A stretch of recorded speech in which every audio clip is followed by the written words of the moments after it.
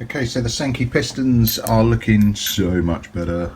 That's with a bit of cheapy rubbing compound, bit of Scotch-Brite. I did resort to some 1000 grit wet and dry as well, obviously wet, and some Autosol, that metal polish. I'm going to have to get some more of because I'm nearly out. They've come up really good. Look at that. Obviously you're not going to get rid of the tarnish, but it is nice and smooth. There's no lips, that's going to catch fine. That's going to go fine and not catch on the rubber piston rings. So I'll get those back in at some point. I don't think I'll bother filming it. I'm expecting the pads potentially today, more likely tomorrow. Although I'm probably just going to roll all this into one video. Yeah, happy with that. Salvaged. And that's the name of the game. Keep it going. Cool, catch you later.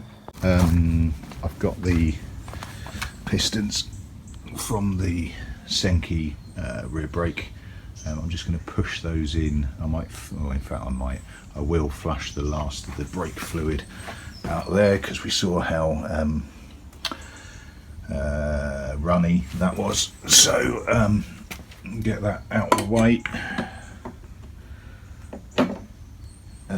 More than anything else, because I'm concerned about either dropping, breaking, or losing the elements. And then I'm going to move on to the bobber. So let's get these pistons back in. Right, a few minutes later, and that's those pistons back in. Brakes bled.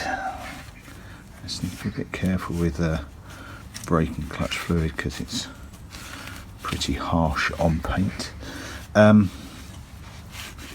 Yeah, so flushed through, got rid of the old, in fact you can see, look at that, it's so much cleaner.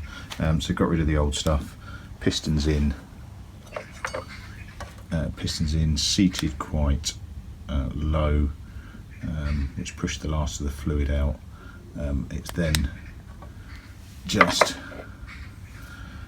pumping the brake until you get some spurt out the bleed valve, or sorry, loosen the bleed valve till you get a spurt, close it off when you've got the brake down, and then just keep doing that. So close it off, open, brake down, try that again, open, so unlock, brake down slowly, because otherwise you're going to end up wearing it, till you start getting bubble out the top, close it off, let the brake come up, ditto, and you keep going. So I'm sat to the side, so I've literally been, where are we, foot on, down, tinker, up. So it's a bit of a coordination test, but it works. I've deliberately set it quite high at the moment. I'm not going to piss around too much until I've got the pads in. So that's it done. The most important bit behind that for me is so that I don't lose the pistons. Or they get moved or put away somewhere. The important thing is to make sure you've got a container for your offshoot of your brake oil, and then what you need to do is make sure that you knock it over and spill it on your garage floor. I seem to every time I suddenly do it. Part of the reason why I hate doing brakes. Right, that's done. Moving, I'm going to have a bit of a tidy up and then moving on to the bobber.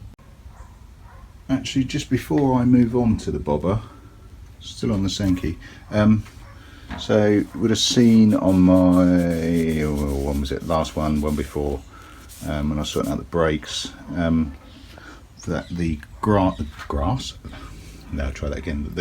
was cracked on the master cylinder at the front. I say glass, it was just the thinnest, crappiest plastic in the world.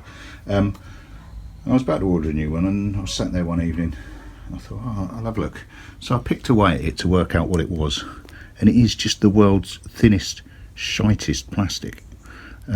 So I thought, I've got better stuff than that kicking around. So I got some plastic that, like picture framing plastic, so glass replacement type thing. So it's quite thick, it's about 3mm thick. In fact, it's what I used, or a bit of it I used to replace the speedo cover. So cut it, can't focus, hello, cut it using a template for 5p piece, Sat there for an evening with a bit of sandpaper on my waist, on my knee, just rounding it off nicely. Dropped it in, put some silicone sealer glue in, so a bit round the edge, then the plastic, then round the edge again, sealant round the edge, and chucked it on last night, and it seems to be holding. I need to bleed the brakes a little there. I might just strap them up, but yeah, so a bit more money saved, which is nice. I'll keep an eye on it. I'm not the most confident over some of my fixes I've done, but that is precisely what was in there before, except it was even thinner, crappier plastic. So yeah, the crack bit, I should have kept it and I should have filmed it, but I was kind of absent-mindedly doing it, just expecting to buy a new one anyway. But it was really thin, like wafer thin, crappy stuff. And then round the edge, on the outside of the glass, and there's not a crack there, that's just sealant run off. Round the edge on the outside and the inside was just sealant. It's exactly the same stuff. I'd argue the stuff there was worse than I've got, because it was just crumbling. So yeah, just dug it out with a very sharp knife. This is obviously all metal around the outside and a metal recess on the inside, so I wasn't worried about breaking stuff. And yeah, seems to be working, so happy with that.